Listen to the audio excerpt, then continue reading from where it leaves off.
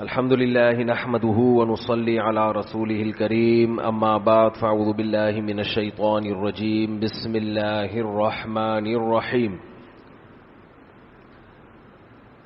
شهر رمضان الذي أنزل فيه القرآن هدى للناس وبينات من الهدى والفرقان فمن شهد منكم الشهر فليصمه ومن كان مريضا أو على سفر فعدة من أيام أخر يريد الله بكم اليسر ولا يريد بكم العسر ولتكملوا العدة ولتكبروا الله على ما هداكم ولعلكم تشكرون.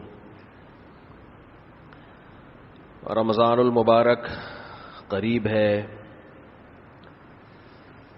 ارادہ کیا تھا کہ رمضان سے پہلے کے جو کام ہیں ان پر کچھ روشنی ڈالی جائے تاکہ رمضان آنے سے پہلے رمضان کی تیاری ہو جائے.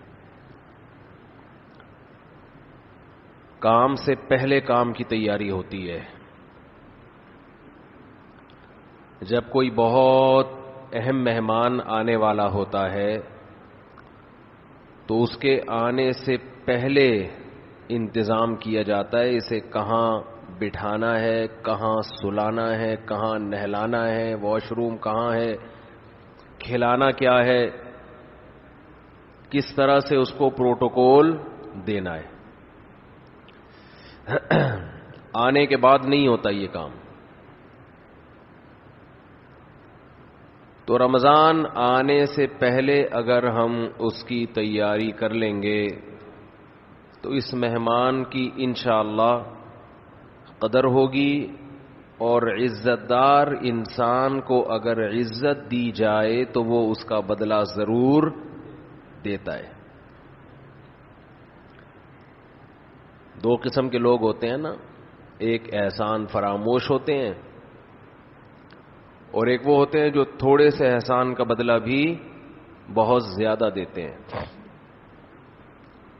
احسان فراموش, آپ احسان کرتے رہیں تو ان کی صحت پہ کوئی فرق نہیں پڑتا. تو رمضان ایک ایسا مہمان ہے جو احسان فراموش نہیں ہے, بلکہ آپ اگر اس کو عزت دیں گے, اس کا احترام کریں گے, اس کا اکرام کریں گے تو آپ کو بہت نواز کے جائے گا. آپ اگر بعض مہمان ہیں نا سادہ چائے پلائیں گے تو وہ آپ کو دودھ پتی پلائے گا. آپ اسے انڈے والا برگر کھلائیں گے تو وہ آپ کو پیزا کھلائے گا. کچھ مہمان ایسے ہوتے ہیں. آپ اگر اسے بغیر بوٹی کی بریانی کھلائیں گے تو وہ آپ کو گوشت والی بریانی کھلائے گا. تو رمضان ایک ایسا مہمان ہے جو تھوڑا سا اکرام کرنے پر بھی آپ کو بہت زیادہ نوازتا ہے, تھوڑا نہیں نوازتا. لیکن رمضان کی جو نوازشیں ہیں, رمضان کے جو تحفے ہیں, جو رمضان آپ کو گفٹ دے گا اگر آپ اس کو عزت دیں گے, تو وہ اس کا گفٹ ہونا ان لوگوں کی سمجھ میں آتا ہے جن کا آخرت پر ایمان ہو. جو آخرت کو نہیں مانتے, دنیا کو مسافر خانہ نہیں سمجھتے, انہیں رمضان جو کچھ دے کر جاتا ہے, جو گفٹ دے کر جاتا ہے, اس گفٹ کی ان کی نظر میں قدر نہیں ہوتی. سمجھ میں آ رہی ہے بات؟ مثال سے سمجھاتا ہوں. چھوٹے بچے جب پیدا ہوتے ہیں اور فیملی پلاننگ والوں کے غم میں اضافہ ہوتا ہے تو اکثر رشتہ دار بچوں کو لفافوں میں پیسے دے رہے ہوتے ہیں. کچھ کھلونے دے دیتے ہیں, جھنجھنا پکڑا دیا, تو بچے کو جھنجھنا اچھا لگتا ہے. لیکن اگر کسی رشتہ دار نے 5,000 کا نوٹ بچے کو پکڑا دیا, وہ بچے کو وہ سمجھ میں نہیں آتا. حالانکہ وہ جھنجھنے سے زیادہ مہنگا ہے اور اس میں ہزاروں جھنجھنے آ سکتے ہیں. لیکن بچہ اپنی حماقت اور بے وقوفی کی بنیاد پر 1-2 روپے والی ٹافی کو تو قدر کی نظر سے دیکھتا ہے, وہ 5-5 ہزار کے نوٹوں کو قدر کی نظر سے. پھر وہی بات, جواب آنا چاہیے نا. وہ 5-5 ہزار کے نوٹوں کو قدر کی نظر سے نہیں دیکھتا, کہتے یہ تو ایسا ہی ہے, کھائے گا اس کو. تو اس میں اس 5,000 کے, ابھی تک تو 5,000 کا نوٹ ہے, میرا خیال ہے 50,000 کا نوٹ بھی عنقریب آنے والا ہے. جس حساب سے معیشت ڈاؤن ہو رہی ہے تو 50,000 کا نوٹ بھی عنقریب آ جائے گا.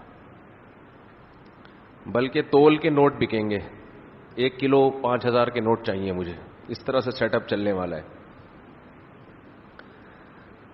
تو اب بچے کے دل میں جو 5,000 کے نوٹ کی قدر نہیں ہے, اس میں 5,000 کے نوٹ کا قصور ہے یا بچے کا قصور ہے؟ بچے کا قصور ہے. بھائی یہ 5,000 کے نوٹ میں ٹافیوں کے ڈبوں کے ڈبے آ سکتے ہیں.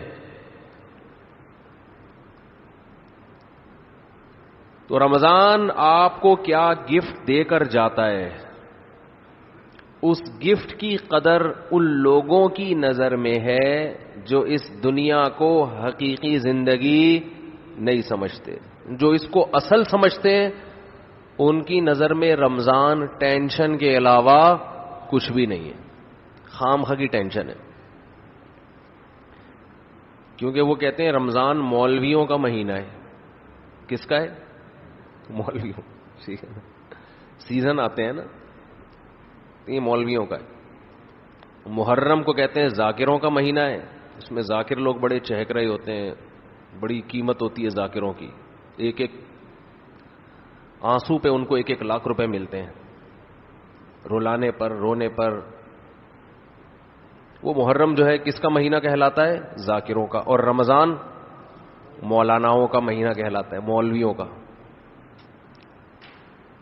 تو ظاہر ہے جو مولویوں سے جب لوگوں کو نفرت ہے, جو لبرل لوگ ہیں, کہتے ہیں یہ کیا ہے, ان کو مولویوں کا حلیہ پسند نہیں ہے.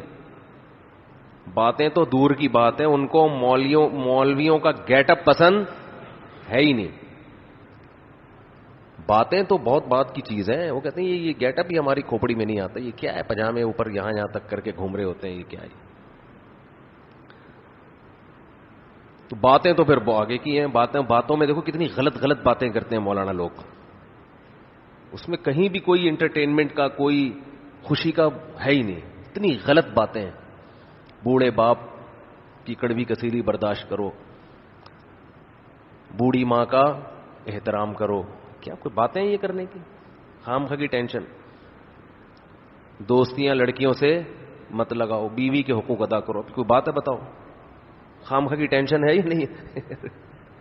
بیوی کے حقوق یہ کیا بات ہے یار, عجیب سی, مجھے بولتے ہوئے عجیب سا محسوس ہوتا ہے نا. یہ ہمارے نبی صلی اللہ علیہ وسلم, امی عائشہ برتن میں جہاں سے منہ لگا کے پانی پیتی تھیں, آپ صلی اللہ علیہ وسلم محبت کے اظہار میں اسی جگہ سے منہ لگا کے پانی پیتے تھے. عجیب سی بات ہے یا نہیں ہے؟ ایک مولانا صاحب نے ایک مجمع میں یہ بیان کیا, مجھے کسی نے واقعہ سنایا, تو بعض لوگوں نے کہا یار یہ تو غیرت کے خلاف باتیں کر رہے ہیں, یہ تو ہماری بیویوں کو ہمارے سر پہ چڑھا رہے ہیں. ٹھیک ہے نا. تو مولویوں کی باتیں ویسے ہی عجیب سی ہوتی ہیں کہ بچہ 15 سال کا ہو جائے تو شادی کرا دو. ایک نیا مولوی اس طرح کی باتیں بھی کر رہا ہے آج کل.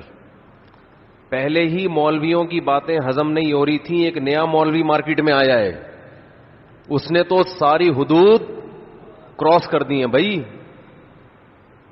چلو یہ تو سمجھ میں آ رہا تھا, بوڑھے ابا بوڑھی اماں, بیوی سے وفا کرو, یہ بھی بہت مشکل سے سمجھ میں آ رہا. نماز پڑھو, نظر کی حفاظت کرو, داڑھی رکھو, یہ باتیں ابھی ہضم نہیں ہو رہی تھی، ایک نیا مولوی مارکیٹ میں آیا ہے، وہ کہہ رہے بیٹا جب 15 سال کا ہو جائے تو کیا کرا دو، بڑے یہ تو عجیب شوق نہیں لگا، بچی بالغ ہو جائے تو شادی کرو.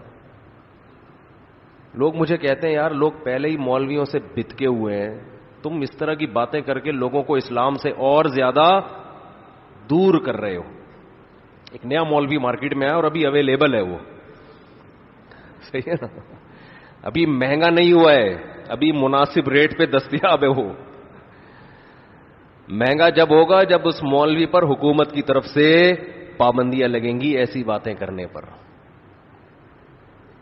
ابھی ہم کھلے عام کہہ رہے ہیں عدالت کا خلا یہ آپ کے خاندانی نظام کا بیڑا غرق کر رہا ہے، یہ بکواس ہے. جج کو یہ رائٹ نہیں ہے کہ وہ آپ کا نکاح ختم کر دے، وہ جج کی بیوی نہیں ہے، وہ آپ کی بیوی ہے. سمجھتے ہو کہ نہیں سمجھتے؟ جو عورت منہ اٹھا کے جائے جج صاحب اس کو خلا کی ڈگری پکڑا دیتے ہیں. وہ عورت اس بیس پہ کہیں اور شادی کرتی ہے اگر کہیں سے فتویٰ لیے بغیر، حرام کہانی ہے، زنا ہے بالکل. تو اس مولوی جو مارکیٹ میں ابھی اویلیبل ہے نا، جب تک کیس نہیں ہو جاتا اس مولوی کے خلاف اور اندر نہیں ہو جاتا اس وقت تک یہ مولوی بولتا رہے گا، اور اندر ہو کے باہر آئے گا پھر یہ بولے گا دوبارہ. تو ابھی سن لو یہ مارکیٹ میں ابھی مناسب ریٹ پر دستیاب ہے، ٹھیک ہے نا. اور یہ حرام کاری کے جو اڈے کھولے ہوئے ہیں نا ہماری عدالتوں نے، وہ جج بھی الٹے لٹکے ہوئے ہوں گے قیامت کے دن. اسلام میں نکاح طلاق کا ایک مضبوط نظام ہے، اس میں حکومت کو دخل اندازی کی اجازت نہیں ہے. جس عورت کا دل چاہتا ہے منہ اٹھا کے جاتی ہے عدالت میں اور عدالت سے خلا لے کر کہیں اور نکاح کرتی ہے. خلا کی ڈگری پہ جب تک کسی بڑے دارالفتہ کوئی ریلائبل ادارہ نہ ہو، وہ جب تک یہ نہ بتا دے کہ جج نے اسلام کے اصولوں کا خیال کیا ہے، جو کہ 99% نہیں ہوتا، اس وقت تک یہ کاغذ ہے، اس کی کوئی ویلیو نہیں ہے. کیونکہ نکاح طلاق کے حکام اللہ قرآن میں نازل کر چکا ہے. سمجھتے ہو کہ نہیں سمجھتے؟ بیوی کو حلال یا حرام کرنا یہ جج کے ہاتھ میں نہیں ہے، یہ کس کے ہاتھ میں ہے؟ یہ لوگ ہمیں اللہ کی غلامی سے انسانوں کی غلامی کی طرف لے کر آ رہے ہیں. مجھے اس موقع پر غصہ آ جاتا ہے. اس کی وجہ یہ ہے کہ یہ حرام کاری جو پھیل رہی ہے نا، آپ کو نہیں پتا کہ آپ کی نسلوں میں کیا ہونے والا ہے. ابھی آپ کو نہیں پتا، آپ گھنے بن کے بیٹھے ہوئے ہو. ابھی علماء کو بھی نہیں پتا، بیچارے وہ بھی خاموش ہیں. اور ہماری دینی سیاسی تنظیموں کے اپنے مسائل ہیں. وہ قوم کے ان مسائل کی طرف توجہ، سیاسی لوگ کبھی بھی توجہ نہیں کرتے، ان کو تو حکومت چاہیے بس، نہ کوئی آواز. اور اسلامی نظریاتی کونسل خاموش. میں نے کچھ لوگ جو نظریاتی کونسل میں تھے ان سے کہا کہ اس پہ آواز اٹھاؤ، ہمارا فیملی سسٹم تباہ ہو رہا ہے. کوئی نہیں آواز اٹھاتا. تو یہ ہم نے اور آپ نے خود ہی اپنے گھروں کی حفاظت کرنی ہے. سمجھتے ہو؟ بہرحال کہاں سے میٹر بیٹھے بیٹھے اچھا والا موڈ تھا یار، میٹر شارٹ کر دیا. میٹر کیا کر دیا؟ شارٹ کر دیا. تو بات یہ چل رہی تھی کہ لوگ پہلے ہی مولویوں سے بتکے ہوئے. تو اس طرح کی باتیں، ایک نیا مولوی مارکیٹ میں آیا جو کیا کہہ رہے ہیں، پھر وہ کہہ رہے 2 3 اس طرح کی باتیں بھی کر رہے ہیں. تو اب اتنی سوکھی سوکھی فضول قسم کی باتیں مولانا لوگ کرتے ہیں، اوپر سے رمضان بھی آ جائے. ٹھیک ہے نا، وہ ویسے ہی سوکھا سوکھا ہے یا نہیں ہے؟ اس میں مولانا لوگ کہتے ہیں کہ صبح صادق سے لے کے غروب آفتاب تک کھانے پینے کی اجازت، بولو نہیں. واہ بھائی واہ، دنیا مزے اڑا رہی ہے، کہاں سے کہاں جا رہی ہے. سائنسدان چاند پہ پہنچ گئے، مریخ پر پہنچنے کی باتیں ہو رہی ہیں. لوگ نا یوٹیوب پہ یہ کمنٹس لوگوں نے کیے ہوئے ہوتے ہیں. فیس بک پہ نا عجیب دنیا ہے. ایک ویڈیو دیکھیں گے تو آپ کو نظر آئے گا ایک ذاکر تقریر کر رہا ہے، امام حسین یہ ہو گیا فلان، اور دوسری ہوگی کہ امریکہ کے جو سائنسدان ہیں وہ راکٹ خلاؤں میں بھیج رہے ہیں. تیسری تقریر ہوگی صلو علی الحبیب. فیس بک پہ نا ایسے جو آ رہی ہوتی ہے نا ویڈیو. تیسری کیا ہوگی؟ صلو علی الحبیب. چوتھی ہوگی 4 شادیاں جو نہیں کرتا وہ دائرہ اسلام سے خارج. 5ویں ہوگی جاپان کے سائنٹسٹ لگے ہوئے ہوں گے, کوئی ویکسین بنا رہے ہیں کورونا کی. تو لوگوں کے کمنٹس میں پڑھتا ہوں, لوگ کہتے ہیں دیکھو انگریز کیا کر رہا ہے, انگریز کیا کر رہا ہے. اور یہ کبھی کوئی صلو علی الحبیب میں کوئی امام حسین کے قصے سنا رہا ہے, کوئی جناب 4 شادیوں کی بات کر رہا ہے. اور ان مولویوں کے چکر میں پڑ کے لوگوں کا بیڑا غرق ہو گیا. ان مولویوں کو کنٹینر میں بند کر کے سمندر میں پھینکو گے تو ہم بھی خلائی سیارے آسمان میں چھوڑیں گے. بات آ رہی ہے سمجھ میں؟ نہیں آ رہی میرے خیال ہے. بات تو بظاہر صحیح بات ہے یا نہیں ہے بھائی؟ آپ فیس بک پہ جاؤ, انگریز کو دیکھو تو کیا کر رہے ہیں نا, وہ راکٹ, اچھا پھر وہ راکٹ میں جا کے نا اوپر سے چھلانگیں لگاتے ہیں, کیمرے لگے ہوئے ہیں بھائی, خلا سے چھلانگ لگائی ہے وہ, یعنی خلا کے قریب پہنچ کے چھلانگ لگائی, نیچے آ رہا ہے. اور ادھر ایک ذاکر پنکھے پہ چڑھا ہوا ہے تقریر کے دوران, یہ بھی ہے. اور ادھر ایک مولوی 2 3 شادیوں کی بات کر رہا ہے. لوگ کہتے ہیں یار یہ, تو جو لبرل طبقہ ہے وہ کہتا ہے یار دیکھو انگریز کہاں سے کہاں پہنچ گیا, اور یہ انہی چھوٹے چھوٹے گھٹیا قسم کے جو لوگوں کی نظر میں گھٹیا ہیں مسائل میں لگے ہوئے. اس میں کسی حد تک حقیقت بھی ہے, سمجھتے ہو کہ نہیں سمجھتے؟ مذہبی طبقے میں اہل حق میں اور اہل باطل میں بڑا فرق ہے. جو اہل باطل ہیں وہ لوگوں کو ایسی چیزوں میں الجھاتے ہیں جن کا ہماری پریکٹیکل لائف سے کوئی تعلق نہیں ہے. لیکن جو اہل باطل نہیں ہے, اہل حق ہیں, وہ جو بات کرتے ہیں اس کا اس راکٹ سے کوئی تعلق نہیں ہے, نہ یہ آپ کو چاند پہ جانے سے روک رہے ہیں آپ کو, کیونکہ جب تک آپ چاند پہ نہیں جا رہے تو زمین میں رہ رہے ہو نا, تو اس وقت تو آپ کو زمین کے حساب سے چلنا پڑے گا کہ نہیں پڑے گا. تو مولویوں نے کب کہا کہ آپ چاند پہ مت جاؤ بھائی؟ میں اکثر اس موقع پر ایک واقعہ سناتا ہوں کہ حضرت مفتی تقی عثمانی صاحب مدظلہ العالی جہاز میں سفر کر رہے تھے. کھانا آیا تو ایک صاحب نے الٹے ہاتھ سے کھانا شروع کر دیا. تو حضرت مفتی تقی عثمانی صاحب نے فرمایا بھائی سیدھے ہاتھ سے کھائیں, مسلمان ہیں آپ, سیدھے ہاتھ سے کھانا چاہیے. وہ ذرا لبرلزم کی انتہا کو پہنچے ہوئے تھے, لبرل پنے کی انتہا کو. انہوں نے فرمایا کہ الٹے سیدھے کے چکر میں مولویوں نے لوگوں کو الجھایا ہوا ہے, اسی وجہ سے مسلمان ترقی نہیں کر رہا. الٹے ہاتھ سے کھاؤ تو سیدھے ہاتھ سے کھاؤ, تو پہلے الٹا چپل پہنو تو سیدھا چپل پہنو ہیں. یہ الٹے سیدھے چکر میں کس میں ڈالا ہوا ہے؟ مولویوں نے. اسی وجہ سے مسلمان ترقی نہیں کر رہا. اب مثال کے طور پر ہم فیس بک پہ فٹ کرتے ہیں اس کو. ادھر آپ ایک انگریز ہے, ٹھیک ہے نا, رشیا کے سائنٹسٹ ہیں جو راکٹ کہاں بھیج رہے ہیں؟ چاند پہ. اور ان کے جو سائنٹسٹ ہیں وہ بڑی محنت کر رہے ہیں. جاپان کی ایک ویڈیو آئے گی, جاپان میں ایک ٹرین جو 500 کلومیٹر پر آور کی سپیڈ سے چل رہی ہے, 2 گھنٹے میں لاہور. ہمارے ہاں اگر ایسی ٹرین چل پڑے, لوگ حکومت لاہور کو تھوڑا آگے کر دے گی کہ اتنی جلدی لاہور کیوں پہنچ رہے ہیں, اتنی ٹینشن فری زندگی لوگ کیوں گزارے, تو لاہور کو تھوڑا 6 گھنٹے اور آگے کرو, لاہور یہاں سے شفٹ ہو جائے گا. ٹھیک ہے.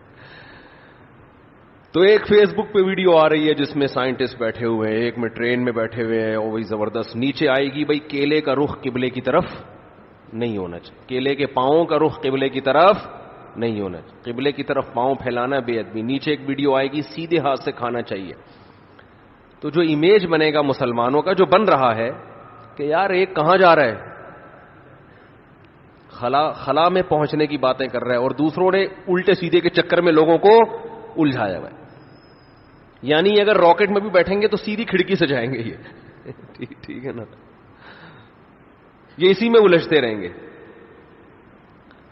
تو اس نے بھی اسی قسم کا اعتراض کیا حضرت مفتی تقی عثمانی صاحب پر, جب انہوں نے کہا نا سیدھے ہاتھ سے کھاؤ, تو انہوں نے کہا کہ وہ بندہ کہنے لگا یہ مولویوں نے الٹے سیدھے کے چکر میں لوگوں کو ڈالا ہوا ہے, اسی وجہ سے مسلمان ترقی نہیں کر رہا. اب انگریز کو دیکھو, وہ الٹے سیدھے کے چکر میں پڑتا ہے انگریز؟ بالکل بھی نہیں.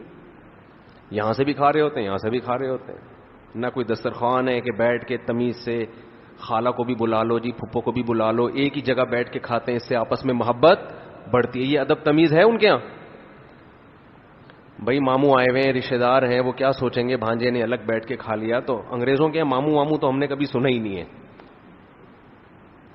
انہوں نے کہا ترقی کرو, کیا ماموں خالہ پھپھی کے چکر میں لوگوں کو ڈالا ہوا ہے. سارے چکروں سے کیا ہو گئے؟ آزاد. بیوی کے چکر سے آزاد ہو گئے تو اب بچا کیا؟ آدھے چکر تو بیوی کی وجہ سے آتے ہیں. تو ٹینشن فری, لہذا ترقی ترقی ترقی. تو حضرت مفتی تقی عثمانی صاحب نے جو ان کو جواب دیا نا, وہی ان اعتراضات کا جواب ہے. حضرت مفتی صاحب نے فرمایا کہ آپ نے الٹے ہاتھ سے کھا کے کون سی ترقی کر لی ہے؟ اس میں کیا ہو رہا ہے کہ یہاں سے کھاؤ یہاں سے کھاؤ؟ کہ اللہ کا حکم ہے اس سے مت کھاؤ, اس سے کھاؤ.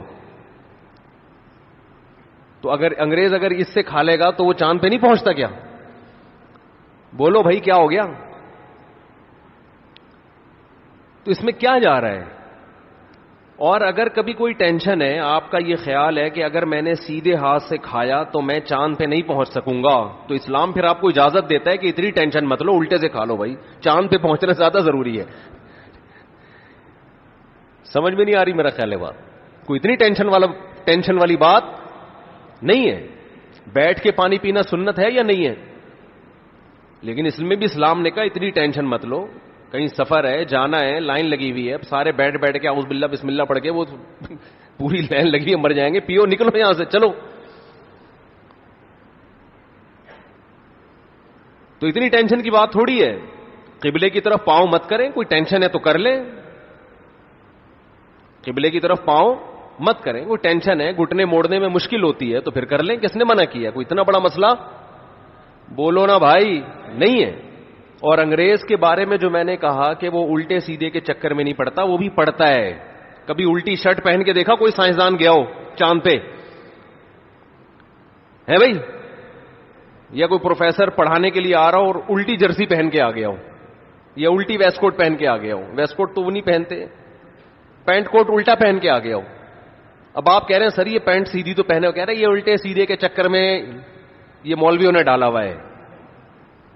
کچھ ڈائلاگ کی حد تک بہت زبردست ہوتے ہیں, لیکن ان تلوں میں تیل نہیں ہوتا, ان دعووں میں جان نہیں ہوتی. الٹے سیدھے کے چکر میں جو بھی انسان کا بچہ ہوگا نا وہ پڑے گا, جو گدھا ہوگا اس کو اس سے کوئی فرق نہیں پڑتا. الٹے ہاتھ سے آپ استنجا کرتے ہو, انگریزوں کے ہاں تو ہے ہی ٹیشو پیپر ہے نا, الٹے ہاتھ سے آپ استنجا کرتے ہو, گندگی میں ہاتھ ڈالتے ہو. اسلام منع کر رہا ہے کہ اسی ہاتھ سے کھانا مت کھاؤ, یہ اشرف المخلوقات ہو تم. تو انگریز بھی پڑتا ہے الٹے سیدھے کے چکر میں, وہ الٹی پینٹ پہن کے کبھی بھی نہیں گھومے گا, صحیح ہے نا, الٹا بنیان پہن کے نہیں گھومے گا. وہ تو بڑا ڈیسنٹ رہتا ہے, بال وال بنا کے, تیل ویل تو ان کے یہاں ہوتا نہیں, لیکن بہرحال بڑی تمیز سے. تو اسلام نے اس سے زیادہ تمیز سکھائی ہے کہ کھڑے ہو کر پانی مت پیو, بیٹھ کے پیو. انسان ہو, گدھے تھوڑی ہو. کوئی مجبوری ہے تو کھڑے ہو کے بھی پی سکتے ہیں, جلدی ہے کہیں جانا ہے کوئی مسئلہ نہیں ہے. بیٹھ کے کھانا کھاؤ, کھڑے ہو کر مت کھاؤ, اللہ کی نعمت ہے یہ. مجبوری ہے تو بیٹھنے کی جگہ ہی نہیں ہے تو پھر کھڑے ہو کر ہی کھائے گا نا. اب ریڑی پہ برگر کھا رہا ہے تو کہاں بیٹھے گا؟ گٹر کے ڈھکن پہ تھوڑی بیٹھے گا. ریڑی پہ کھڑے ہو کر کوئی حلیم کھا رہا ہے تو جگہ نہیں ہے تو کھڑے ہو کر ہی کھائے گا, وہ منع نہیں ہے, جگہ ہی نہیں ہے بیٹھنے کی. رہا یہ کہ کیلے کے پاؤں کا رخ قبلے کی طرف, یہ حضرت کی طرف سے تھوڑی سی یہ خصوصی پیکیج ہے, یہ ان کا اپنا پیکیج ہے. یہ بس میں کسی پہ زیادہ بات نہیں کرتا, یہ ان کا اپنا اخپل پیکیج ہے. یہ اتنا نہیں ہے اسلام میں کہ کیلے کے بھی رخ کہاں ہو, بس اتنا ہے کہ پاؤں قبلے کی طرف مت پھیلاؤ, وہ بھی جب پتا ہو کہ یہاں قبلہ ہے. اور اگر ضرورت ہے تو پھیلا سکتے ہیں, کوئی حرج نہیں ہے. ضرورت ہی ہوتی ہے آپ کہیں سفر میں, وہ بستر کا رخ ہی اس طرف ہے ہوٹل میں اور وہ آپ پھیر بھی نہیں سکتے, یا کوئی مریض ہے تو ٹھیک ہے. پھر ادب ایسی چیز نہیں ہے جس کو سر پہ مسلط کر لیا جائے, ٹینشن بنا لی جائے. ہمارے نبی صلی اللہ علیہ وسلم نے جو اپنی نشست بنائی تھی بسا اوقات آپ بات کرتے تھے آپ کا رخ بیت اللہ کی طرف آپ کی پشت ہوتی تھی، اس لیے کہ اگر اس کو بھی ناجائز کر دیا جاتا تو بہت مشکل ہو جاتا نا، وہاں تو لاکھوں لوگ ہوتے ہیں، کون کون اپنی پشت بچائے گا کہ بیت اللہ کی طرف نہ ہو، تو اس لیے آپ نے خود عمل کیا کہ بھئی یہ ضرورت ہے. تو خیر بات رمضان پہ شروع ہوئی تھی، کہاں چلی گئی؟ تو میں یہ عرض کر رہا تھا کہ رمضان کس کا مہینہ کہلاتا ہے؟ مولاناؤں کا مہینہ. حالانکہ یہ مولویوں کا مہینہ نہیں ہے، یہ مسلمانوں کا مہینہ ہے، ان لوگوں کا مہینہ ہے جو آخرت پر ایمان رکھتے ہیں، اور جن کا آخرت پر ایمان نہیں ہے ان کے لیے رمضان A to Z tension he tension ہے، ٹینشن ہی ٹینشن. وہ نہ کھلے عام صحیح طرح سے کھا سکتے ہیں، تھوڑی سی بغیرتی کے تانے پڑتے ہیں. 10 آدمی اگر خاموشی سے گزر جائیں گے تو 11واں بولتا ہوا جائے گا کہ شرم نہیں آتی تمہیں، کیا کر رہے ہو، اور بولنا چاہیے. تو میں یہ عرض کر رہا تھا کہ یہ جو رمضان ہے نا، اگر آپ اس کا اکرام کریں گے تو یہ آپ کو بہترین گفٹ دے گا. اب میں بتاتا ہوں وہ گفٹ کیا دے گا آپ کو. وہ گفٹ دے گا اللہ کی محبت. آپ کے دل میں اللہ کی محبت کی چنگاری پیدا کر دے گا. یہ دیکھو انسان کو جو موٹیویشن ملتی ہے نا کسی بھی عمل کی، وہ یا تو کسی لالچ کی وجہ سے ملتی ہے یا کسی خوف کی وجہ سے. سمجھتے ہیں؟ آپ صبح صبح اٹھ کے آفس جاتے ہیں، مشکل کام ہے، دل تو نہیں چاہتا انسان کا اٹھے جائے، دل چاہتا ہے پڑا رہے،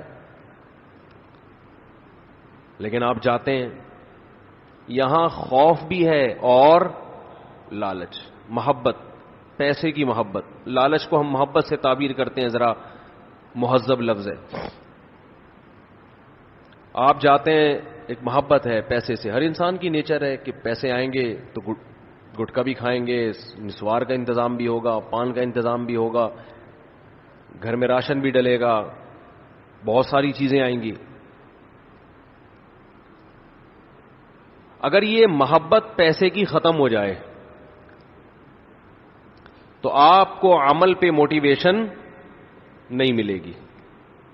بعض دفعہ خوف ہوتا ہے انسان کے دل میں.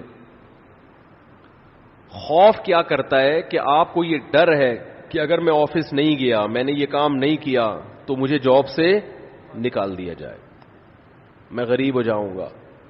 یہ خوف ہے جو آپ کو ابھارتا ہے عمل پہ. ماہرین یہ کہتے ہیں کہ خوف سے بھی کام ہوتا ہے اور محبت میں بھی ہوتا ہے، لیکن خوف سے جو کام ہوتا ہے اس کام میں مزہ نہیں آتا، لہذا وہ کام زیادہ جاندار نہیں ہوتا. لیکن محبت کی وجہ سے جو کام ہوتا ہے وہ کام مزیدار بن جاتا ہے، کیونکہ آپ کی محبوب چیز آپ کو اس میں ملنے والی ہوتی ہے. سمجھ میں آ رہی ہے بات کہ نہیں آ رہی ہے؟ غزوہ احد میں صحابی رسول، غزوہ بدر میں ایک صحابی شریک نہیں ہو سکے. انہیں نہیں پتا تھا کہ میدان جنگ کا میدان قائم ہو جائے گا اور یہ ہوگا اور وہ ہوگا، انہیں نہیں پتا تھا. جب مسلمانوں کو فتح ہوئی تو انہوں نے منت مانی. منت ہوتی ہے نا، اللہ میرا یہ کام ہو جائے تو میں یہ کروں گا، میرا یہ کام ہو جائے تو میں یہ کروں گا. یہ واجب ہو جاتی ہے، اس لیے منتیں نہیں ماننی چاہیے. لوگ کہتے ہیں نا اللہ میرا فلاں کام ہو گیا تو میں اتنے روزے رکھوں گا، اتنا صدقہ کروں گا، وہ فرض ہو جائے گا آپ کے اوپر، اس لیے ویسے ہی دعا مانگ لیا کریں اللہ سے. بعض لوگ اتنی اونچی اونچی منتیں مان لیتے ہیں پھر ان سے پوری ہوتی نہیں ہے. تو اسلام میں الفاظ کی بہت ویلیو ہے، اور منت زبان سے ہوتی ہے، صرف دل میں ارادے سے نہیں ہوتی. اس کو عربی میں نظر کہتے ہیں، نظر، اردو میں منت. تو ان صحابی کو غزوہ بدر میں شرکت کا موقع نہیں ملا تو انہوں نے منت مانی، نظر مانی کہ اے اللہ اگر دوبارہ کوئی میدان جہاد گرم ہوا تو میں ایسی بہادری سے لڑوں گا، لَيَرَيَنَّ اللَّهُ مَا أَصْنَعُ، اللہ دیکھے گا کہ میں کیا کرتا ہوں. بظاہر یہ تکبر والے الفاظ ہیں، بظاہری الفاظ کیا ہیں؟ تکبر والے، کہ اللہ دیکھے گا کہ میں کیا کر کے دکھاتا ہوں. لیکن بعض جملے الفاظ کے اعتبار سے تکبر والے ہوتے ہیں، مگر حقیقت میں وہ ایک ناز کی کیفیت ہوتی ہے.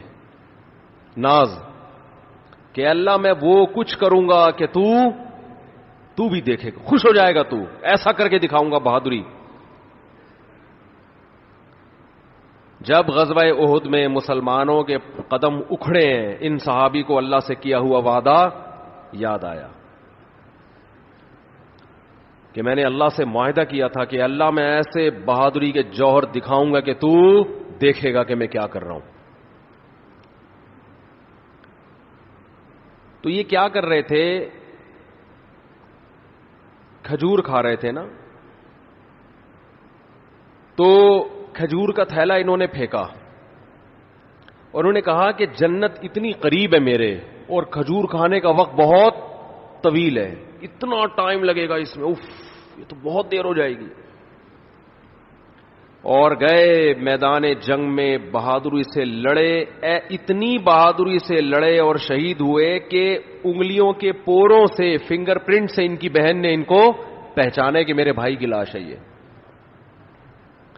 قرآن مجید کی آیتیں نازل ہوئیں، من المؤمنین رجال صدقوا ما عاہدوا اللہ علیہ فمنہم من قضى نحبہ ومنہم ینتظر.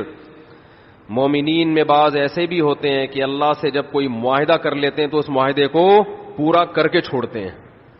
وہ انہی کے بارے میں نازل ہوئی. تو جب ان کو یقین تھا کہ جنت میرے سامنے ہے تو انہیں وہ کھجور تناول کرنا بھی مشکل لگا. یہ خوف کی وجہ سے نہیں لڑ رہے کہ اگر میں نہیں لڑا تو جہنم میں جاؤں گا، بلکہ کس کی لالچ میں لڑ رہے ہیں؟ جنت کی اور اللہ کی محبت میں لڑ رہے ہیں. تو انسان جب خوف کی بیس پہ کام کرتا ہے اس میں جان نہیں ہوتی، اور جب کسی محبت اور لالچ میں کام ہوتا ہے تو اس کام میں اس کی کوالٹی بہت شاندار ہوتی ہے. تو اللہ نے ہمیں رمضان کا جو مہینہ دیا، وہ مہینہ اگر آپ اس مہینے کا اکرام کریں گے تو وہ مہینہ آپ کے اندر اللہ کی محبت پیدا کر دے گا. اور جب انسان کے دل میں محبت پیدا ہوتی ہے تو محبوب کے حکم کو فالو کرنا مشکل نہیں اور آسان بھی نہیں، بلکہ مزیدار بن جاتا ہے. 3 درجات ہوتے ہیں نا، حکم کی اتباع کرنا مشکل، اور اس سے اوپر کیا ہے؟ مشکل ختم ہو گئی، نہ مزیدار ہے نہ مشکل ہے. لیکن اس سے اوپر کا درجہ کیا ہے کہ حکم پر عمل کرنا کیا بن گیا؟ مزیدار بن جائے گا. یہ کیفیت انسان کی ہو جاتی ہے. تو اگر آپ رمضان کا حقیقی معنوں میں اکرام کریں گے تو رمضان آپ کو اللہ کی محبت کا گفٹ دے کے جائے گا. تو وہ کیسے؟ زبان آج بہت خشک ہو رہی ہے، پانی نہیں ہے یا موسم میں شاید خشکی ہے، کچھ ایسا سیٹ اپ ہے. موسم میں خشکی ہے میرا خیال ہے. تو رمضان جو ہے آپ کو اللہ کی محبت کا، جزاک اللہ وسلم، اتنا یک ٹھنڈا پانی بس کافی ہے. یہ گرم نہیں ہے، سادہ. پہلے ہی گلا ہمارا بیٹھا رہتا ہے، اوپر سے اور بٹھا دیں گے. تو اللہ کی محبت کا گفٹ دے کے کیسے؟ انسان کی یہ نیچر ہے، یہ فطرت ہے کہ وہ جس کے لیے قربانی دیتا ہے نا، جس کے لیے، تبلیغ والے کہتے ہیں نا، جس چیز پہ جان، مال اور وقت خرچ ہوتا ہے انسان کے دل میں اس کی ویلیو پیدا ہو جاتی ہے. ایک غریب آدمی جو رکشہ چلاتا ہو، سارا دن پسینہ بہاتا ہو، اس کو جو دہاڑی یا جو اجرت ملتی ہے اس اجرت کو وہ بڑی احتیاط سے خرچ کرتا ہے. اور ایک آدمی وہ ہے جس کے ابا کا انتقال ہوا اور 6 رکشے اس کو وراثت میں مل گئے. ایسا بھی ہوتا ہے نا، وہ ان رکشوں کی ایسی کی تیسی، باپ کا مال سمجھ کے لوگ کہتے ہیں نا اڑا رہا ہے، خود تو محنت کی نہیں ہے، ابا سے وراثت میں ملا ہے، اڑا دیتا ہے انسان. تو ہمیں جو ایمان کی نعمت ملی ہے یہ وراثت میں ملی ہے، اس میں ہمارا خون پسینہ بولو نا کیا ہو گیا، نہیں بہا. ابا چونکہ مسلمان تھے، اماں مسلمان تھیں، اس وجہ سے ہم بھی کیا ہو گئے، تو ایک پسینہ نہیں بہا ہمارا، خون کا ایک قطرہ نہیں بہا، تو فری پھوکٹ میں ہمیں کیا مل گیا. حضرت بلال کو اسلام فری میں نہیں ملا. وہ جب مسلمان ہوئے گرم ریتوں پہ لٹایا گیا، ان کو سینے پہ بھاری بھرکم پتھر رکھے گئے. کیا اللہ نے کچھ لوگ کیسے خاندانی بنائے ہیں، وہ نظریات کو فالو کرتے ہیں، وہ کلچر کو فالو نہیں کرتے. حضرت بلال کو کیا مل رہا تھا اس میں، اچھی والی زندگی گزر رہی تھی، غلام تھے وہ، تو حبشی لوگ غلام ہی ہوا کرتے تھے عربوں کے، کھانا پینا مل رہا تھا، ایک ٹینشن.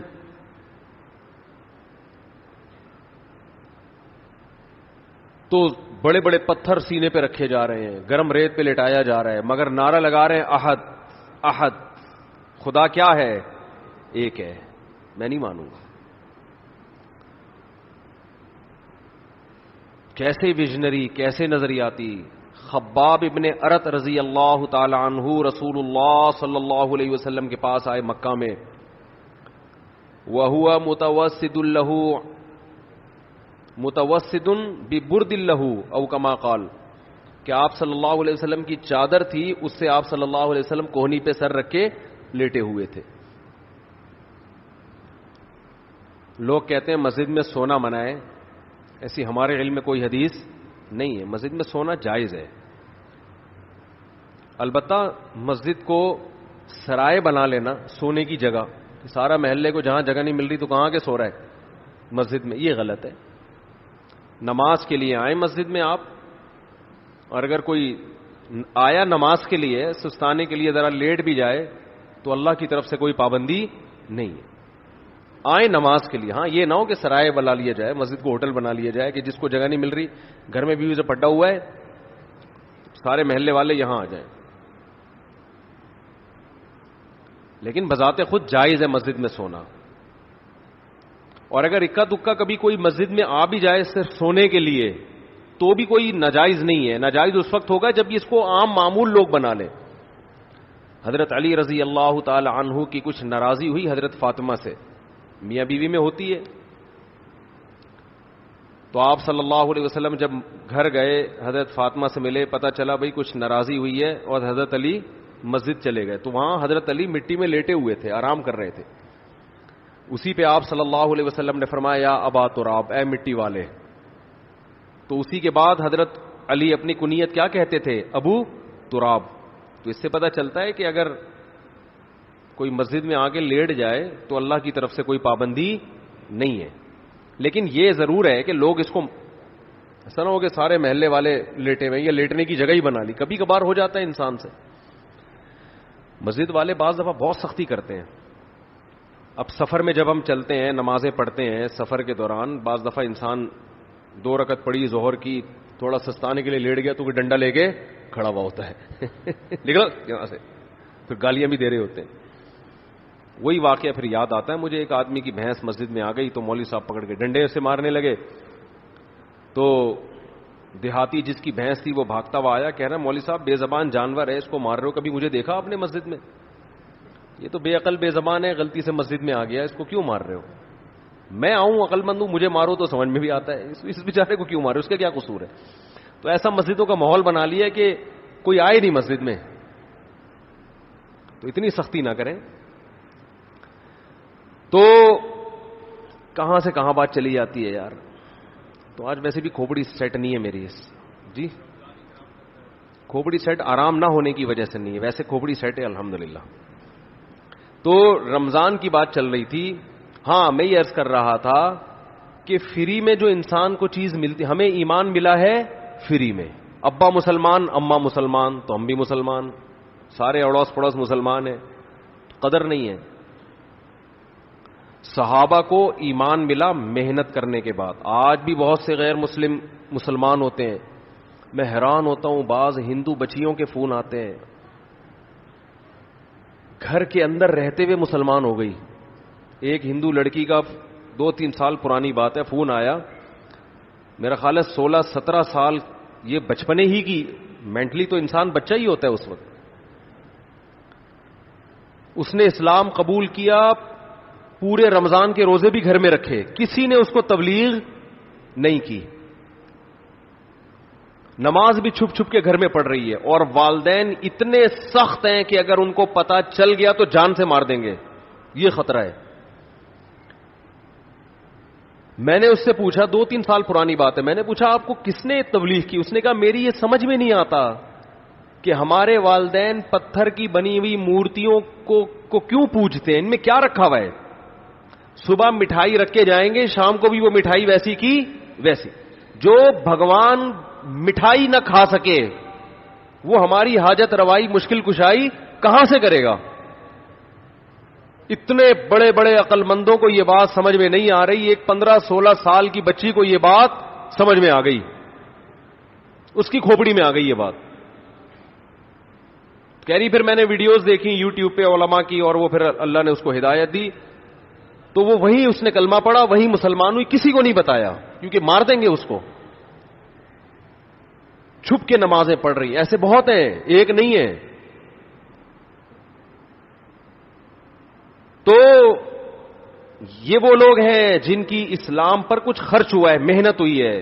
ہمیں اسلام ملا ہے فری میں, قربانی نہیں ہے. تو اللہ رمضان کے ذریعے, حج کے ذریعے, قربانی کے ذریعے, مختلف عبادتوں کے ذریعے ہم سے قربانی دلواتے ہیں کہ کچھ کرنا پڑے گا. سورہ عنکبوت میں اللہ نے کیا فرمایا کہ تم یہ سمجھتے ہو کہ تم جنت میں داخل ہو جاؤ گے, وَهُمْ لَا يُفْتَنُونَ, تمہیں آزمایا نہیں جائے گا, ایسا نہیں ہو سکتا, اللہ آزمائے گا. تو آزمانے کے طریقے نماز بھی ہیں, آزمانے کے طریقوں میں زکوٰۃ, صدقات و خیرات بھی ہے. آزمانوں کے طریقے میں ایک طریقہ کیا ہے؟ رمضان بھی ہے. تو یہ وہ مہینہ ہے جس کا آپ اگر اکرام کریں گے تو یہ آپ کے دل میں جانے سے پہلے پہلے اللہ کی محبت کی چنگاری بھڑکا کر چلا جائے گا. اور جب اللہ کی محبت کی چنگاری بھڑکے گی دل کے اندر, تو آپ کے لیے عمل کرنا مشکل نہیں, آسان نہیں, بلکہ مزیدار ہو جائے گا. کیونکہ محبوب کی خاطر قربانی دینے میں انسان کو مزہ آتا ہے, بشرطے کہ اس کو پتا ہو کہ میرا محبوب مجھے دیکھ رہا ہے, اس کو یہ پتا ہو. کیسی مسلمانوں کی ترتیب دائیں بائیں ہو جاتی ہے, سب پوری دنیا میں ایک ہلچل مچ جاتی ہے. تو رمضان کا اکرام کیسے کرنا ہے, اس میں 2-4 چیزیں میں آپ کو بتا کے بس بیان کو آج میں ختم کرتا ہوں. سب سے پہلا تو ہے فرض روزے. یہ تو رمضان تو رکن ہے نا, رمضان کے روزے. ابھی سے نیت کریں کہ رمضان کا ایک روزہ بھی قضا نہیں کرنا ہے, تو کچھ بھی ہو جائے. دیکھو جو سوچ کے روزے رکھتا ہے نا, اس کے لیے روزہ رکھنا مشکل ہے. جو نہ رکھنے کا آپشن ہی ختم کر دے, اس کو پتہ بھی نہیں چلتا پورا مہینہ گزر جاتا. بعض لوگ روزے کے بارے میں سوچتے ہیں رکھوں کہ نہیں رکھوں, ان کے لیے ایک ایک روزہ ٹینشن ہے, ایک ایک روزہ ٹینشن. اور اگر آپ نے یہ عزم کر لیا کہ بھائی میں مسلمان ہوں, نو کا آپشن میرے پاس نہیں ہے, تو پتہ ہی نہیں چلتا. ویسے ایک روزہ رکھو کتنا مشکل کام ہے. بھائی ہم لوگوں سے بتاتے ہیں پیر اور جمعرات کا روزہ سنت ہے, اچھا خاصا ٹینشن ہوتی ہے کیونکہ سنت ہے نا, فرض تو نہیں ہے, رکھیں نہیں رکھیں ایک ٹینشن. رکھنے کے بعد بھی بعض دفعہ آدمی سوچ رہا ہوتا ہے یار نہ رکھتا تو اچھا تھا. بعض دفعہ یہ بھی وسوسے آنا شروع ہوتے ہیں شیطان کی طرف سے. لیکن جو کام کرنا ہی کرنا ہے تو اس میں انسان فارغ ہو جاتا ہے کہ بھائی یہ, اس میں ٹینشن ختم ہو جاتی ہے. تو یہ نہ سوچیں کہ میں کتنے رکھوں گا. خواتین کے جو ایام ہوتے ہیں نا مینسز کے, ان ایام کی حفاظت, ان کو شمار کرنا عورت پہ فرض ہے. یہ خوب سمجھ لیں. آج کل یونیورسٹیوں میں, اچھا یہ جو راکٹ والا مضمون تھا نا, یہ بھی میں چھوٹی سی بات بتا دوں کہ یہ جو مسلمان علماء کا اس سے تعلق نہیں ہے کہ آپ چاند پہ پہنچ رہے کہ نہیں پہنچ رہے, اس کا ہماری یونیورسٹیوں سے تعلق ہے. چاند پہ پہنچنے کے طریقے یونیورسٹیوں میں پڑھائے جاتے ہیں, سمجھتے ہو کہ نہیں سمجھتے؟ تو ہونا یہ چاہیے تھا کہ ایک تصویر آ رہی ہوتی, ایک ویڈیو آ رہی ہوتی, جاپان کے سائنسدان یا امریکہ کے سائنسدان چاند پہ پہنچ رہے ہیں, نیچے کراچی اور لاہور یونیورسٹی کی بھی ویڈیو آ رہی ہوتی کہ وہاں بھی سائنسدان لگے ہوئے ہیں, پروفیسر لگے ہوئے ہیں کہ ہم غبارے کو چاند تک کیسے پہنچائیں. چلو پہلا غبارے کا تجربہ کر لیں, پھر راکٹ بھی بھیجیں گے. تو یہ مولویوں کو گالیاں نہ دیا کریں, یہ اپنے سائنسدانوں کو برا بلا کہا کریں, یہ حکمرانوں کو کہا کریں. نہیں آ رہی میرا خیال ہے بات سمجھ میں؟ یہ مولاناؤں کا ہیڈک نہیں ہے کہ چاند پہ جا رہے کہ نہیں جا رہے. اس کی مثال ایسے ہے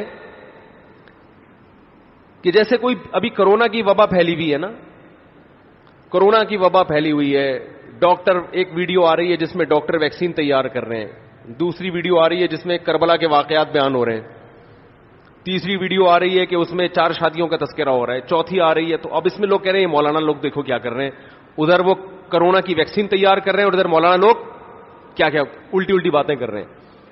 تو بھائی وہ جو ویڈیو, اس میں ایک ویڈیو ایسی بھی آنی چاہیے کہ ہمارے ڈاکٹر بیٹھے ہوئے ہیں کرونا کی ویکسین بنانے کے لیے. تو ہمارے ڈاکٹروں کی سرے سے کوئی ویڈیو آ ہی نہیں رہی ہے, تو پھر یہی ہوگا کہ کیلے کا رخ قبلے کی طرف ہے کہ نہیں ہے, پھر تو یہی ہوگا نا کچھ. بھائی فیس بک والے کو کچھ تو چلانا ہے نا ویورز بڑھانے کے لیے, تو اس کو ہمارے سائنسدان مل ہی نہیں رہے کوئی دھماکے کرتے ہوئے, کوئی راکٹ بھیجتے ہوئے, تو پھر وہ 4 شادیوں کی ویڈیو چلائے گا اور کیا کرے گا وہ. تو یہ مولاناؤں کی ٹینشن نہیں ہے بھائی, یہ ہماری یونیورسٹیوں کا جو نظام تعلیم اور ہمارے حکمرانوں کی کرپشن, انہوں نے ملک کو کھنڈرات میں دھکیل دیا ہے. میں تو کہتا ہوں جو فیس بک پہ ویڈیوز ڈالتے ہیں نا, یہ نہ ڈالا کریں کہ کیلے کا رخ قبلے کی طرف ہے کہ نہیں ہے, کیونکہ لوگ کہتے ہیں یہ دیکھو کہ کس چیز میں لگے ہوئے. اصل ویڈیو یہ آنی چاہیے کہ ایک طرف آپ یہ دکھائیں کہ سائنٹسٹ خلائی سیارے بھیج رہے ہیں آسمان میں, وہاں سے چھلانگے مار رہے ہیں, دوسری طرف کراچی کے گٹر کے ڈھکنوں کی تصویریں آنی چاہیے. ڈھکن یہاں کیا ہوئے ہوئے ہیں, کھلے ہوئے ہیں. تیسری طرف گدے گھوڑے کی لیدوں کی تصویریں آنی چاہیے, کچرے کے ڈھیر آنے چاہیے, چرسی آنے چاہیے پائپ کے اندر بیٹھے ہوئے. پھر اصل لبرل لوگوں کا اصل چہرہ آئے گا, کیونکہ یہ جو ملک ہے لبرل لوگوں کے ہاتھ میں, یہ مولاناؤں کے ہاتھ میں نہیں ہے. پھر آئے گا ایک طرف دیکھو سائنسدان راکٹ بھیج رہے ہیں وہاں پہ, اور ادھر کراچی میں گٹر کے ڈھکن لگانے کے لیے بھی حکومت تیار نہیں ہے. تو لوگ سائنسدانوں کا مولویوں سے مقابلہ کروا رہے ہیں, حالانکہ دونوں کی فیلڈ بالکل الگ الگ ہے. نہیں آ رہی میرا خیال. تو آسمان میں خلائی سیارے بھیجنا مولویوں کی فیلڈ تھوڑی. مولوی موٹیویشن کرے گا, آپ کو موٹیویٹ کرے گا کہ سیارہ بھیجنے کے کیا اسلام میں فضائل ہیں, ٹھیک ہے نا, سائنسدان بننے کے کیا فضائل ہیں, ڈاکٹر بننے کے کیا فضائل ہیں, وہ مولانا بیان کرے گا. ہر چیز میں علماء کو برا بلا کہتے ہیں لوگ. دوسری بات یہ کہ فیس بک اور یوٹیوب کی دنیا تو کھلی بھی ہے نا, بہت سے لوگ مولانا نہیں ہوتے, مولانا بن کے آئے ہوئے ہیں وہ. تو آپ ہر ایک پر یہ ٹھپا لگا رہے ہیں مفتی ہیں. مفتی عبد القوی کو بھی لوگوں نے کیا بنا دیا, اتنے فون آئے میرے پاس, مفتی صاحب دیکھیں مفتی عبد القوی کیا کر رہے ہیں, یہ ہوتے ہیں مفتی. میں نے کہا بھائی اس پہ کہاں مفتی لگانے پر گورنمنٹ کی طرف سے کوئی پابندی نہیں ہے. کس نے بولا یہ مفتی ہے؟ کسی کو بھی اٹھا کے مفتی آصف زرداری صاحب کر دو آپ, پھر کہو دیکھو یہ مفتی لوگ کیا کیا کر رہے ہیں. مفتی کا ڈگری کوئی ہمارے ملک میں کوئی سسٹم نہیں ہے, پتھر اٹھاؤ مفتی نکلے گا نیچے سے. اور صرف یہ مفتیوں کے ساتھ نہیں ہو رہا, ڈاکٹروں میں بھی ایسے ہی ہے, جعلی سرٹیفکیٹ کے ڈاکٹر بھرے ہوئے ہیں. اور حکیم تو ہول سے, جس کا دنیا میں کوئی کام نہیں ہے وہ حکیم بنا ہوا ہے. اور اس سے بھی زیادہ ہول سیل کے حساب سے روحانی عامل ہیں, روحانی جن چڑیل بھوت بھگانے والے. وہ تو اتنے ہر ایک کو روحانی علاج آتا ہے. ایک صاحب مجھے دبئی میں ملے کہ میرا روحانی علاج کر دیں. میں نے کہا میرا ایک یوٹیوب پہ وہ ہے کلپ ہے اس بارے میں, بڑے خوش ہوئے. کہتے ہیں اس کلپ کا نام کیا ہے, کلپ کا. میں نے کہا اس کا نام ہے روحانی علاج والوں کا علاج, روحانی علاج والوں کا علاج. تو خیر میں جلدی سے بات کو سمیٹ کے ختم کرتا ہوں, وقت پورا ہو گیا. کہ بھائی دیکھو اللہ کے لیے جب قربانی دو گے نا تو قربانی کے صلے میں اللہ کی محبت پیدا ہوگی. پہل آپ کو کرنی پڑے گی. ایک بالش آپ آؤ گے تو اللہ آپ کی طرف ایک ہاتھ آئے گا, پہل آپ کو. تو اس پہل میں آج یہ عزم کرے سب سے پہلے. میں خواتین کے کچھ بات عرض کر رہا تھا کہ اپنے جو ان کے مینسز کے ایام ہوتے ہیں ان کو عورت پر واجب ہے کہ وہ نوٹ کر کے رکھے, کیونکہ عادت سے اس کا تعلق ہے. کہ جتنے دن کسی خاتون کی عادت ہے پھر اگلے مہینے اتنے دن تک وہ ایام شمار ہوں گے. یہ میں زیادہ ڈیپ میں نہیں جا رہا ابھی. تو بہت سی خواتین پاک ہو جاتی ہیں مگر روزہ چھوڑ دیتی ہیں, بہت سی ناپاک ہوتی ہیں مگر روزہ رکھتی ہیں. تو مسائل کا علم ہے ہی نہیں.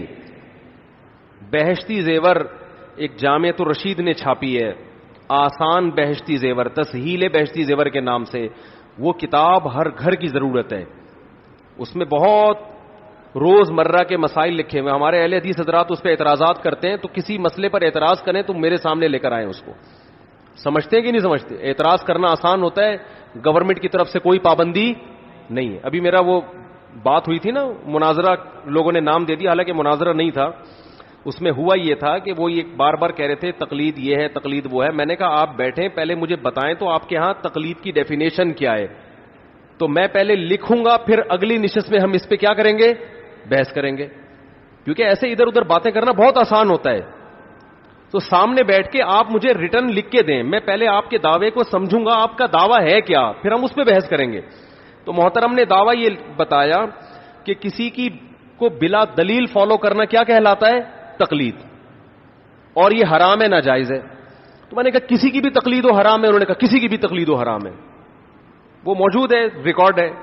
تو میں نے ان سے کہا کہ اچھا کوئی تابعی اگر صحابی کی تقلید کرتا ہے, بغیر دلیل ان کی بات کو مانتا ہے, تو یہ بھی حرام ہے. اب وہ یہاں کی بات کو انہوں نے کیا شروع کر دیا, گھمانا. وہ کہہ رہے ہیں کہ وہ بھئی آپ نے خود ہی دعویٰ کیا, یا تو آپ دعوے سے رجوع کرو, میں تو موقع دے رہا ہوں آپ کو دعوے سے رجوع کرنے کا, میں کوئی بحث تھوڑی کر رہا ہوں آپ سے. آپ کہہ دو بھائی مجھ سے تھوڑی سی مسٹیک ہوئی تھی تقلید کی ڈیفینیشن کرنے میں, بلکہ اصل میں یہ نہیں بلکہ یوں ہے. تو میں نے کہا تو حدیث کی کتابوں میں بہت سے فتوے ہیں, صحابہ کے تابعین نے آ کے مسئلہ پوچھا, انہوں نے جواب دے دیا, وہ چلے گئے, نہ انہوں نے دلیل پوچھی نہ انہوں نے دلیل بتائی. تو کہہ رہے ہیں آپ حوالہ پیش کریں. تو میں نے کہا آپ انکار کریں کہ ایسا نہیں ہے, تو میں حوالہ پیش کروں گا. نہ انکار کر رہے ہیں, ٹھیک ہے نا. میری عادت ہے گل ویلے دی تے پھل موسم دا, ٹو دا پوائنٹ بات کرنے کی عادت ہے. تو انہوں نے اس کو مناظرہ بنا دیا, بحث کی طرف لے کر چلے گئے. تو مجھے غصہ آیا پھر کہ بھئی میرا ٹائم ویسٹ کرنے کے لیے آیا ہوں. میں کوئی پروفیشنل مناظر نہیں ہوں, نہ میں آپ سے مناظرے کے لیے بیٹھا ہوں, اور میرا دل صاف تھا, لہذا میں نے ان کو ریکارڈ کرنے کی بھی اجازت دی. انسان کے دل میں چور ہوتا ہے تو ریکارڈ کرنے کی اجازت نہیں دیتا. اور میں نے ان کو یہ کہا لائیو نہیں کریں, کیونکہ بعض دفعہ انسان کی زبان سے ایسی بات نکل جاتی ہے کہ وہ پبلش کرنے کی نہیں ہوتی. لیکن انہوں نے خیر اس کو لائیو بھی چلایا, اور جو کچھ ہوا سب کے سامنے ہے. تو گل ویلے دی پھل موسم دا, ٹو دا پوائنٹ بات ہونی چاہیے. تو وہ یہ سمجھ رہے تھے شاید میں ان کو نیچا دکھانا چاہتا ہوں. نہ میں نیچا دکھانا چاہتا ہوں بھائی, میں آپ سے آپ کا دعویٰ سمجھنے کی کوشش کر رہا ہوں کہ آپ کا تقلید کے بارے میں موقف کیا ہے. وہ کہنے تفسیر کی فلاں کتاب میں یہ لکھا. بھائی تفسیر کی کتاب میں کیا لکھا ہے یہ تو مفسر کا موقف ہے نا, میں تو اہل حدیث کا موقف پوچھنا چاہتا ہوں, آپ کا موقف کیا ہے. تو آج کا جو دور ہے نا حق کو سمجھنے کا نہیں ہے, بس ایک دوسرے کو نیچا دکھانے کا وہ ہے. تو بات کیا چل رہی تھی یہ, ہاں میں یہی کہہ رہا تھا یہ جو بہشتی زیور کتاب ہے نا مسائل کی, یہ گھر میں رکھیں. یہ بہت ہندوستان میں اس کتاب کو اللہ نے جتنی مقبولیت عطا فرمائی ہے اتنی مقبولیت کسی دوسری کتاب کو نہیں ملی ہے. جہیز میں خواتین کو یہ کتاب دی جاتی تھی, تو جامعۃ الرشید نے آسان کر کے چھاپی ہے. اور اگر کوئی اہل حدیث حضرات کہتے ہیں یہ غلط ہے, یہ قرآن و سنت کے خلاف ہے, تو مجھے بتائیں کون سا مسئلہ قرآن و سنت کے خلاف ہے, میں اس کا جواب دوں گا انشاءاللہ. اور پھر ان سے کہیں کہ آپ ایک ایسی کتاب لے کر آئیں جو قرآن و سنت کے موافق ہو. آپ تو مسائل کی کتاب لکھیں نا, آپ کی تو کوئی ہے ہی نہیں اس طرح کی. یہ فوراً جواب میں کہتے ہیں ہماری کتابیں یہ جو ابو داؤد اور بخاری ہماری ہیں. تو آپ بخاری اور ابو داؤد گھر میں رکھیں, اور روز مرہ کے مسائل آپ اس سے نکالیں, آپ کو نہیں ملیں گے. تبھی تو علماء کتابیں لکھتے ہیں کہ آسان کر کے قرآن و سنت کی روشنی میں مسائل کا علم کو ایک جگہ جمع کر دیا جائے. تو آپ لکھ لیں کوئی کتاب, آپ بخاری مسلم سے ہی لکھ لیں. نہ خود لکھ رہے ہیں نہ لکھی ہوئی کتاب, کیڑے نکالنا ہے بس. ابھی وہ مشہور فتنہ پرست نے کیا کیا ہے, وہ میرا ایک بیان میں ایک نازیبہ الفاظ آئے تھے جس سے میں نے معذرت بھی کی کہ وہ ہے نا مفسرین کے بارے میں میں نے کہا, حالانکہ وہ میرا مقصد مفسرین نہیں ان کے حوالے, کہ آپ بار بار مفسرین کے جو حوالے دے رہے ہیں تو ان حوالوں کا تذکرہ نہ کریں. آپ سے جو سوال پوچھا جا رہا ہے اس کا جواب دیں. تو ایک مشہور زمانہ ہے, انہوں نے کیا کیا, توصیف الرحمان راشدی نے یہ کہا, فلانے نے یہ کہا, سب کے جو اس طرح کی چیزیں ہیں نا نکال کے کلپ بنا کے مارکیٹ میں چلا دیا. تو علماء کی باتوں کو میں جو اس طرح کی نیگیٹو چیزوں کو اگر آپ کتابوں سے جمع کرنا شروع کریں گے اور تقریروں سے جمع کر کے کلپ بنائیں گے تو اس سے معاشرے میں جوڑ پیدا نہیں ہوگا بلکہ توڑ پیدا ہوگا. یہ بالکل ایسے ہی ہے جیسے آپ سب کی دعوت کریں اور آپ بولیں تمہارے ابا نے فلاں سن میں یہ غلط کام کیا, تمہارے چاچا نے فلاں سن میں یہ غلط کام کیا, تمہارے ماموں نے فلاں سن میں یہ غلط کیا, اور تمہاری پھپھو ایک دفعہ پکڑی گئی تھی بھاگ کے, تو پھر آئی تھی توبہ کر لی تھی لیکن پکڑی گئی تھی, اور تمہاری خالہ کو بھی میں نے دیکھا ہے ٹکٹکی باندھ کے تمہارے چاچو کو دیکھ رہی تھی. یہ سارا کر کے آپ نے ایک دسترخوان پہ سب کو دعوت کی اور یہ کلپ چلا دی اور کہا میں جوڑ پیدا کرنے کے لیے یہ کام کر رہا ہوں, میرا مقصد امت میں توڑ نہیں ہے. واڑے واہ خدا کی قسم, مزہ آ گیا. ٹھیک ہے, تو بعض لوگوں کا یہ کام ہے فلاں بزرگ نے اپنی کتاب میں یہ لکھا, فلاں بزرگ نے اپنی کتاب میں یہ لکھا, فلاں بزرگ نے اپنی کتاب میں یہ لکھا, فلاں دیوبندی نے اپنی کتاب میں یہ, فلاں بریلوی نے تقریر میں یہ کہا, فلاں اہل حدیث نے تقریر میں یہ کہا, فلاں نے, اور وہ اتنا ملغوبہ بنا کے سب علماء سے لوگوں کو بدگمان کر کے کہا کہ میرا کام امت میں جوڑ پیدا کرنا ہے, میں فرقہ پرستی اور توڑ کو کبھی پنپنے نہیں دوں گا. خدا کی قسم اس سے بڑا لطیفہ دنیا میں کوئی ہو نہیں سکتا. مثبت چیزوں کو ہائی لائٹ کیا جاتا ہے. ہر انسان سے غلطیاں ہوتی ہیں, ہر انسان سے.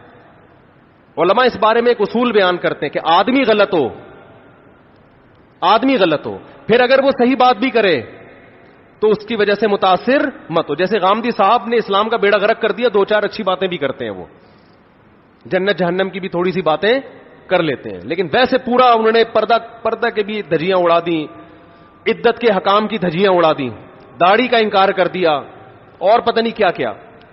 دو چار باتیں اچھی کر لیتے ہیں کہ اللہ کا وجود ہے, اللہ کی توحید ہے, ملحدوں کے خلاف تقریریں بھی ان کی ملتی ہیں. اور بعض دفعہ بندہ کیا ہوتا ہے, صحیح ہوتا ہے لیکن اس سے غلطیاں ہوتی ہیں. تو اگر کوئی بندہ ٹھیک ہے, اس سے کبھی غلطی ہو رہی ہے, تو آپ اس کی غلطی کو اچھال رہے ہو, اس کا مطلب آپ غلط ہو, آپ کی سوچ کیا ہے, غلط ہے, آپ نیگیٹیوٹی کو فروغ دے رہے ہو معاشرے میں. تو خیر کہاں سے کہاں بات چلی گئی, ہم تو رمضان شوال میں الجھے ہیں. تو بہشتی زیور کتاب ہے, مسائل بہشتی زیور, حضرت مولانا اشرف علی تھانوی کی. جہاں حضرت مولانا اشرف علی تھانوی کا نام آئے گا لوگ فوراً کہتے ہیں انہوں نے اپنے نام کا کلمہ پڑھایا تھا, اشرف علی رسول اللہ. میں ممبر پہ بیٹھ کے دعوے سے کہتا ہوں انہوں نے کبھی اپنے نام کا کلمہ نہیں پڑھایا. اس کے میں ویڈیو ریکارڈنگ میں جواب دے چکا ہوں, اور اس جواب کا جو جواب آیا ہے نا وہ ادھورا آیا, اس میں میری پوری اعتراضات کا جواب دیا نہیں گیا ہے. اس لیے میں کہہ رہا ہوں ایک دفعہ سامنے بیٹھ کے میں محترم سے اشکال کر لوں گا کہ حضرت اشرف علی تھانوی جو کلمہ پڑھوایا ہے اس کی حقیقت کیا ہے. میں سامنے بیٹھ کے میں مناظرہ نہیں کروں گا, بحث بھی نہیں. جیسے لوگوں کو اجازت ہوتی ہے نا سوال پڑھنے کی, بھائی محترم کی مجلس میں لوگوں کو اجازت ہے کہ سوال پڑھ کے سناتے ہیں, تو ہمیں بھی تو اجازت دو نا. میں نہیں پڑھ سکتا تو میرا کوئی نمائندہ چلا جائے گا, وہ جا کے آپ کی خدمت اقدس میں سوال پڑھ لے گا. آپ کا ظرف اتنا بھی نہیں ہے کہ آپ کسی کو آپ کی مجلس میں سوال پڑھنے کی اجازت دے دو. ہم نے تو یہاں کھلی اجازت دی بھی ہے نا, بیان کے بعد سب کو اجازت ہے سوال پوچھنے کی. تو حضرت مولانا اشرف علی تھانوی نے اپنے نام کا کلمہ نہیں پڑھایا, وہ غلط حوالے دے رہا ہے, جھوٹ بول رہا ہے. اور اگر پڑھایا ہے کلمہ فرض کر لیں تو پھر وہ مسلمان نہیں ہے, پھر آپ ان کو مسلمان کیوں کہہ رہے ہو؟ جو آدمی یہ دعویٰ کرے کہ مولانا اشرف علی تھانوی نے اشرف علی رسول اللہ کا کلمہ پڑھوایا ہے, کیا وہ مسلمان ہو سکتا ہے جو یہ کلمہ پڑھوائے؟ قادیانی مرزا غلام احمد قادیانی کے نام کا کلمہ پڑھتے ہیں, اس وجہ سے کافر ہے یا نہیں ہے؟ تو میں یہ کہتا ہوں پھر یہ منافقت کیوں کرتے ہو کہ ایک طرف کہتے ہو حضرت مولانا اشرف علی تھانوی نے اپنے نام کا کلمہ بھی پڑھوایا اور دوسری طرف آپ ان کو مسلمان بھی کہتے ہو. یہ پھر منافقت ہے. جو اپنے نام کا کلمہ پڑھوائے وہ بزرگ تو دور کی بات, وہ مسلمان نہیں ہو سکتا. تو آپ ایک دعویٰ کرو پڑھوایا کہ نہیں پڑھوایا, اور اگر آپ کہتے ہو کہ پڑھوایا ہے مگر وہ پھر بھی مسلمان ہے تو پھر کیوں مسلمان ہے, اس کی تعویل کیا کرتے ہو آپ؟ تو وہ تعویل آپ کر کے بتاؤ آپ. تو بہشتی زیور بہت شاندار کتاب ہے. باقی دیکھو دنیا میں کوئی کتاب ایسی نہیں ہے اللہ کی کتاب کے علاوہ کہ A to Z بالکل ٹھیک ہو, اس میں غلطی کا امکان نہ ہو. یہ ہم بہشتی زیور کے بارے میں بھی دعویٰ نہیں کرتے. بہشتی زیور میں 15 شعبان کے روزے کو مستحب لکھا ہے, لیکن ہم اس روزے کا مستحب نہیں مانتے کیونکہ اس میں حدیث صحیح نہیں ہے. تو یہ تو چھوٹی موٹی مسٹیک تو دنیا میں ہر شخص سے ہو سکتی ہیں. ہمارے شیخ حضرت مفتی رشید احمد صاحب کی فتاوا کی کتاب ہے احسن الفتاوا, بہت شاندار فتوے اس میں، بہت بہترین مدلل، لیکن اس کے ہر جز سے کوئی بھی متفق نہیں ہے. وہ تو دنیا میں کوئی کتاب ایسی نہیں ہے. تو اب اس کا یہ حل تھوڑی ہے کہ کتابوں کو اٹھا کے آپ پھینک دیں. اس کا حل یہ ہے کہ علماء اس پہ حاشیے چڑھاتے ہیں، اس پہ اپنی تقریرات لکھتے ہیں، تو پھر اشکالات اور تعلیقات ہوتی ہیں اس کے اوپر. تو یہ بہت شاندار کتاب ہے، آپ اس کو گھر میں رکھیں. اس سے آپ کو رمضان کے مسائل پتہ چلیں گے، خواتین کے خاص طور پر حیض و نفاس کے مسائل، جو آج کل ہماری جدید طبقے سے جو وابستہ خواتین ہیں یونیورسٹیوں پڑھنے والی، ان کو طہارت کے مسائل بھی معلوم نہیں ہے، بالکل نہیں پتا ان کو. تو رمضان کا پہلا خاندانی کام آپ نے کیا کرنا ہے بھائی؟ جلدی سے بات کو ختم کر رہا ہوں میں. ایک روزہ بھی نہیں چھوڑ، یہ آپشن ہی ختم، چاہے سحری میں آنکھ کھلے یا نہیں کھلے. اس سے روزے آسان ہو جائیں گے، ورنہ ٹینشن. دوسرا کام خاندانی کیا کرنا ہے؟ تراویح کی نماز. کیا کام کرنا ہے بھائی؟ اور تراویح 20 رکعتیں ہیں، 8 رکعتیں بولو نہیں. حضرت عمر سے 2 روایتیں، ایک 8 والی اور ایک 20 والی، کہ حضرت عمر نے کتنی دیکھو نبی صلی اللہ علیہ وسلم نے تراویح کی کتنی رکعتیں پڑھی ہیں، کوئی بے غبار حدیث میں ہمیں اس کا تذکرہ نہیں ملتا. بس اتنا ہے کہ 3 دن پڑھی ہے، بس. کتنی پڑھی ہے ہمیں نہیں پتا. یہ ہمیں حضرت عمر کے عمل سے پتا چلتا ہے، کیونکہ حضرت عمر بدعتی بولو نہیں ہو سکتے، کیونکہ انہوں نے جب جماعت سے 20 رکعتیں پڑھائی ہیں حضرت عمر نے، تو اس کا مطلب نبی نے ان 3 دن میں کتنی پڑھی تھیں. اور ایک ضعیف روایت میں اس کا تذکرہ بھی ہے کہ نبی نے 20 رکعتیں پڑھی ہیں. تو ضعیف روایت کی تائید جب خلفائے راشدین کے عمل سے ہو گئی تو وہ ضعیف بھی عملاً کیا بن گئی؟ صحیح بن گئی ہے وہ. تو حضرت عمر سے 2 ہیں، 8 بھی اور 20 بھی. 8 والی پر امت نے کسی امت نے عمل ہی نہیں کیا، کیونکہ وہ بالاتفاق مضطرب ہونے کی وجہ سے ضعیف ہے، سند کی وجہ سے نہیں بلکہ مضطرب. کیونکہ جو راوی حضرت عمر سے 8 بیان کر رہا ہے وہی کتنی بھی بیان کر رہا ہے؟ 20 بیان کر رہا ہے. اور جب ہم صحابہ کے دور میں دیکھتے ہیں تو ہمیں سب جگہ 20 نظر آ رہی ہیں، 8 کہیں بھی نظر نہیں آ رہی. تو یہ کیسے ممکن ہے کہ حضرت عمر نے 8 شروع کی ہوں اور کوفہ، بصرہ، دمشق، شام، مصر سب جگہ 20 ہو رہی ہوں؟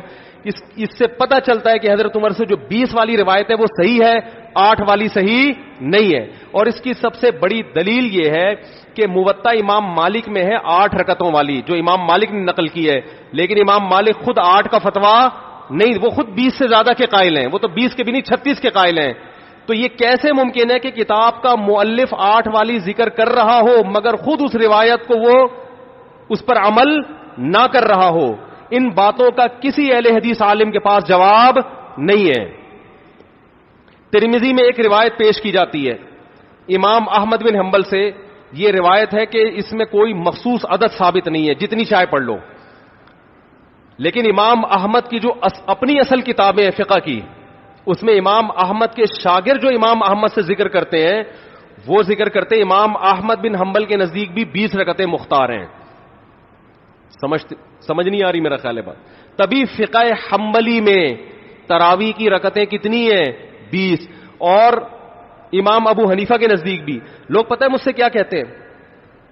لوگ جو ہے نا کہتے ہیں کہ یار آپ ان حدیثوں کا انکار کر رہے ہو جس میں 8 آتا ہے. 8 والی جو بخاری کی حدیث ہے نا اس کا تراویح سے کوئی تعلق نہیں ہے. بخاری میں آتا ہے نبی رمضان اور غیر رمضان میں 8 پڑھتے تھے، اس کا تراویح سے کوئی تعلق، وہ تو غیر رمضان میں بھی تھی. اتنی سینس نہیں ہے یار، آپ ہمیں قرآن و حدیث سکھا رہے ہو اور ہمیں اپنا مقلد بنا رہے ہو اتنے بڑے بڑے مجتہدین کی تقلید چھوڑ کے. میں لوگوں سے ایک بات کہتا ہوں، ایک قرآن و حدیث وہ ہے جو ابو حنیفہ، شافعی، مالک اور احمد بن حنبل نے سمجھا، اور ایک قرآن و حدیث وہ ہے جو 15ویں صدی کے مولوی سمجھ رہے ہیں. کس کی فہم زیادہ صحیح ہوگی؟ بولو بھائی. ایک قرآن وہ ہے جو انجینئر بیان کر رہا ہے حدیث، ایک حدیث کی تفصیل وہ ہے جو امام مالک بیان کر رہے ہیں، ابو حنیفہ بیان کر رہے ہیں جن کی 80 ہجری میں پیدائش ہوئی ہے، تابعین میں سے ہیں، جو امام شافعی بیان کر رہے ہیں. تم امام شافعی کو چھوڑ رہے ہو، تم امام ابو حنیفہ کو چھوڑ رہے ہو، تم امام مالک کو چھوڑ رہے ہو، تم احمد بن حنبل جیسے محدث اور فقیہ جو امام بخاری کے استاذوں میں ہیں ان کو چھوڑ کر فالو کس کو کر رہے ہو؟ انجینئر کو. اور تم کہہ رہے ہو ہم صرف قرآن و حدیث کو مانتے ہیں، ہم کسی اور چیز کو نہیں مانتے. تم قرآن و حدیث کو نہیں مانتے میرے بھائی، تم مقلد ہو، اندھے مقلد ہو. تم قرآن و حدیث کی اس تشریح کو مانتے ہو جو انجینئر کر رہا ہے، اس تشریح کو نہیں مانتے جو احمد بن حنبل کر رہے ہیں, جو ابو حنیفہ کر رہے ہیں, جو امام مالک کر رہے ہیں, جو امام شافعی کر رہے ہیں. یہ بڑے بڑے تابعین, تبع تابعین, مجتہدین جن کو پوری امت نے فالو کیا ہے. تو 8 رکعت کی جو موطا امام مالک کی حدیث ہے, اس 8 رکعت پہ امام مالک نے فتویٰ نہیں دیا. کیوں؟ اس لیے کہ وہ حدیث مضطرب ہے, اس میں راوی ایک بیان پہ ٹکتا نہیں ہے, کہیں 20 بیان کرتا ہے, کہیں 8. جب راوی کے بیان میں تضاد ہو تو حدیث مضطرب ہونے کی وجہ سے رد ہو جاتی ہے. اور میں آخری بات کر کے بیان کو ختم کرتا ہوں. یہ جو تراویح کا لفظ ہے یہ 8 رکعتوں پہ فٹ ہی نہیں بیٹھتا ہے. اس کا بھی میں جواب سوال کر رہا ہوں لیکن کوئی جواب نہیں دے رہا. دیکھو اپنی مرضی کے سوال بنا کے جواب دے دیا کرو تو لوگ واہ واہ کریں گے. آپ میرے ساتھ یہ ہو رہا ہے, میں جو بیانات میں اعتراض کرتا ہوں نا اس کا جواب نہیں مجھے ملتا, خود سے اعتراض بنا کے کیا کر دیا جاتا ہے جواب. جیسے میں نے بتایا تھا کہ حرم میں 4 مصلے تھے, حنفی, مالکی, شافعی, حنبلی, 4 مصلے تھے نا کئی سو سال تک, جو کہ نہیں ہونے چاہیے, ایک ہی ہونا چاہیے تھا مصلی. تو لوگوں نے اعتراض کیا 4 مصلے تھے حرم میں, یہ دیکھو کتنا غلط, یہ حنفی مالکی ایسے ہوتے ہیں. تو میرا سوال یہ تھا کہ 5واں کیوں نہیں تھا اس وقت؟ اس کا مطلب 5واں فرقہ وجود میں آیا ہی نہیں تھا, وہ اب پیدا ہوا ہے. وہ ٹھیک ہے 4 غلط تھے لیکن اس غلط کو بھی صحیح ان 4 میں سے ایک نہیں کیا ہے. سمجھ رہے ہیں کہ نہیں بھئی ایک امام ہونا چاہیے, 4 الگ الگ جماعتیں نہیں ہونی چاہیے. لیکن اس کا مطلب 700 سال تک امت یہ سمجھتی رہی کہ اہل سنت والجماعت کے 4 نمائندے ہیں, 4 مکتب فکر, 5واں کوئی تھا ہی نہیں, لہذا اس کا کوئی مصلی تھا ہی نہیں. تو سوال یہ تھا, لیکن جب سوال یہ پوچھا جائے تو ایسے جواب ملتا ہے کہ وہ سوال ہی پی جاتے ہیں. سوال یہ, جواب یہ دیا کہ غلط ہو رہا تھا, یہ بدعت ہے, اور یہ بدعت ہے, یہ ناجائز ہے. تو ہم کب کہہ رہے ہیں کہ صحیح تھا بھائی وہ؟ لیکن یہ پوری دنیا میں نہیں ہو رہا تھا, یہ صرف حرم میں ہو رہا تھا. اور اس کو ختم بھی حنبلیوں نے کیا ہے کہ نہیں جی امام ایک ہونا چاہیے, سارے چاہے حنفی ہو شافعی ہو اس امام کے پیچھے نماز پڑھیں گے. سمجھ میں آ رہی ہے بات کہ نہیں آ رہی؟ تو سوال یہ تھا کہ 700 سال یا 400 سال تک امت کی نمائندگی ان 4 مکاتب فکر نے کی ہے حرم میں, 5ویں نے کوئی اپلیکیشن بھی نہیں دی. اس کا مطلب 5واں تھا ہی نہیں. اور جو آپ یہ مختلف الفاظ بیان کرتے ہو کہ امام احمد بن حنبل اہل حدیث تھے, فلاں میں اہل حدیث تھے, تو امام احمد بن حنبل اگر اس طرح کے اہل حدیث تھے تو پھر امام احمد بن حنبل کے فالوورز کو اہل حدیث کیوں نہیں کہا جاتا ہے, حنبلی کیوں کہا جاتا ہے؟ نہیں آ رہی بات میرا خیال. یہ ایسے ہی ہے جیسے جماعت المسلمین والے کہتے ہیں کہ ہم نبی کے دور سے ہیں, اور پھر بخاری میں دکھاتے ہیں جماعت المسلمین کے الفاظ. او بھائی یہ والی جماعت المسلمین نہیں تھی, یہ تو باقاعدہ آپ نے رجسٹر کروائی ہے 1975 میں. وہ جماعت المسلمین صحابہ کو جماعت المسلمین کہا گیا ہے. تو یہ جو اہل حدیث کا لفظ ہمیں پرانے وقتوں میں ملتا ہے یہ محدثین کے لیے ملتا ہے, یہ کسی مخصوص فرقے کے لیے نہیں ملتا. پھر بھی میں اہل حدیث کو اہل سنت میں داخل سمجھتا ہوں, میں پھر بھی ان کو نہیں کہتا کہ جہنم میں جائیں گے, لیکن میں کہتا ہوں کہ آپ کم از کم اس چند 100 سال پہلے آپ پیدا ہوئے ہیں, آپ کی جماعت وجود میں آئی, ہم پھر بھی آپ کو گلے لگانے کے لیے تیار ہیں, اور ہم صدیوں سے چلے آ رہے ہیں. آپ ہمیں کیا کر رہے ہو؟ آپ ہمیں گمراہ لوگوں میں داخل کر رہے ہو. تو اسلام بہت پہلے بر صغیر میں آیا ہے, جس شکل میں آیا ہے وہی شکل ٹھیک ہے, بات کی چیزوں پر اعتماد نہیں ہوتا ہمیں.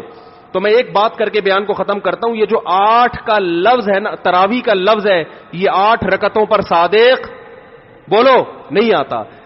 بہقی کی حدیث ہے اور بھی روایتیں اس بارے میں کہ اسلاف جب تراویح کی نماز پڑھا کرتے تھے, اسلاف سے مراد صحابہ تابعین, تو 4 رکعتوں کے بعد آرام کیا کرتے تھے. تو اس لیے 4 رکعت کو ترویحہ کہا گیا. کیا کہا گیا؟ ترویحہ. روح سے نکلا ہے, روح. استراحت کا لفظ سنا ہے آپ لوگوں نے؟ آرام. استراحت کسے کہتے ہیں؟ آرام. ترویح آرام دینا. راحت, راحت کا لفظ تو اور آسان ہے نا. ارے راحت کا لفظ نہیں سنا؟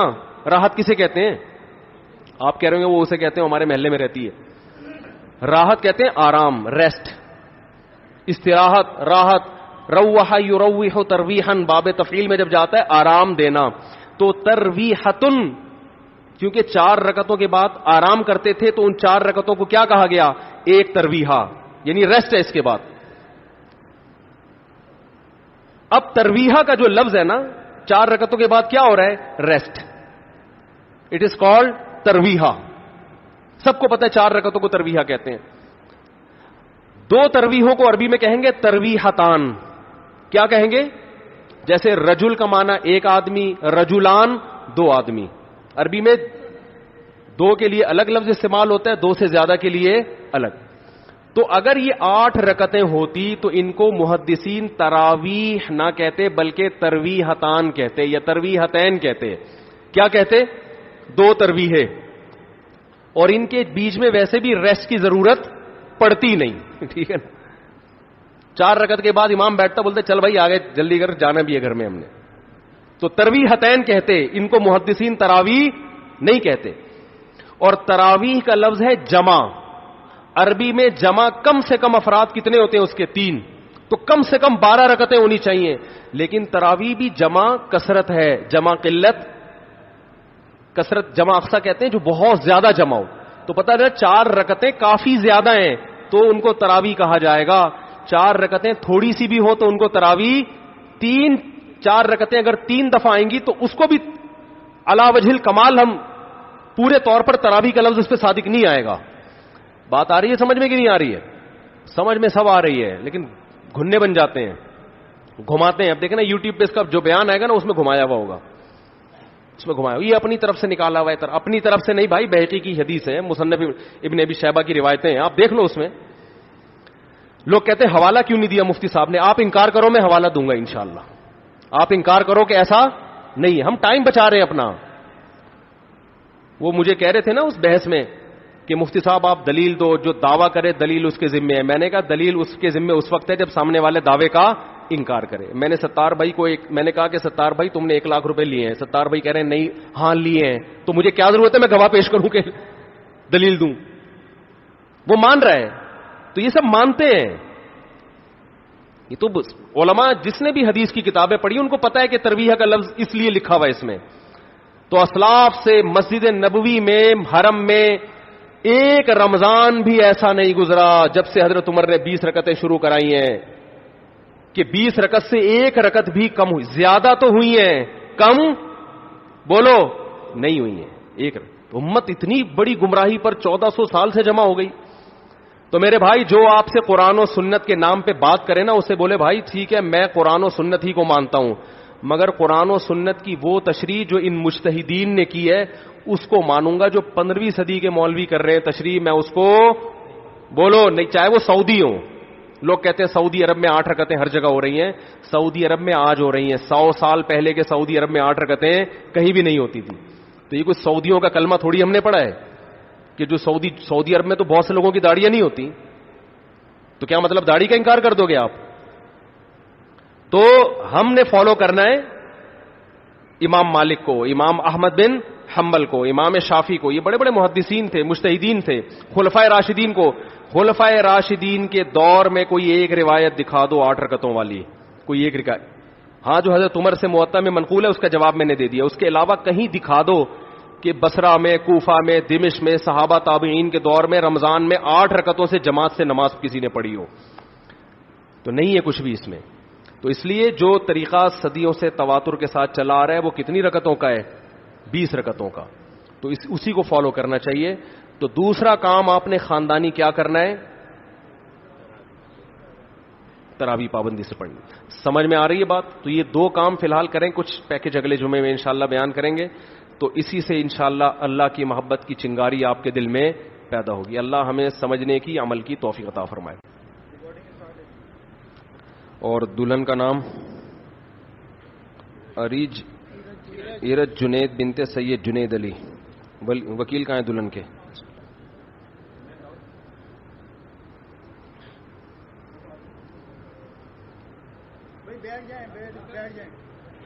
دلہن کے وکیل آپ نے اجازت دی ہے کہ میں ایرج جنید بنت سید جنید کا نکاح ان سے کراؤں. مہر کتنا ہے؟ 1 لاکھ مہر میں اجازت ہے نا؟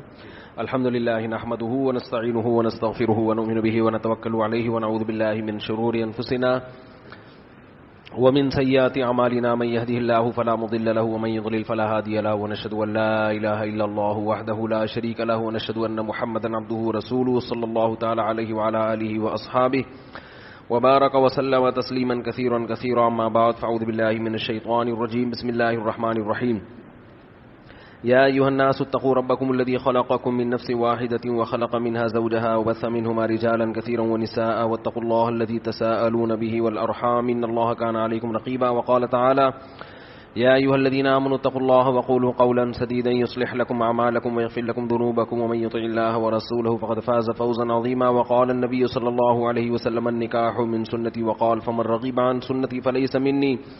وقال النبي صلى الله عليه وسلم تزوجوا الودود الولود فإني مباهي بكم الأمم. وقال النبي صلى الله عليه وسلم تزوجوا ولا تكونوا كرهبان النصارى. کیا نام ہے جناب؟ جناب محمد احمد ولد رئیس احمد. میں نے 1 لاکھ روپے مہر کے عوض میں آپ کا نکاح ارج جنید بنت سید جنید علی سے کیا. قبول کیا آپ نے؟ زور سے ذرا. جزاک اللہ جی. اللہ تعالیٰ برکت دے. الحمدللہ رب العالمین والعاقبۃ للمتقین والصلاۃ والسلام علی رسولہ الکریم وعلی آلہ وصحبہ اجمعین. اے اللہ اس نکاح کو اپنے دربار میں قبول فرما. اس کی برکتیں میاں بیوی کو کامل طور پہ نصیب فرما. تادم حیات کامیاب ازدواجی زندگی گزارنے کی توفیق نصیب فرما. اس نکاح کو اللہ دونوں کے خاندانوں میں جوڑ کا ذریعہ بنا, محبت الفت کا ذریعہ بنا. آپس کے اختلاف و انتشار سے, ہر قسم کے شر سے اللہ ان کی حفاظت فرما. ربنا آتنا فی الدنیا حسنۃ وفی الآخرۃ حسنۃ وقنا عذاب النار. صلی اللہ تعالی علی خیر خلقہ محمد وعلی آلہ وصحبہ اجمعین برحمتک یا ارحم الراحمین. اللہ تعالیٰ مبارک کرے جی. بہت بہت جزاک اللہ جی.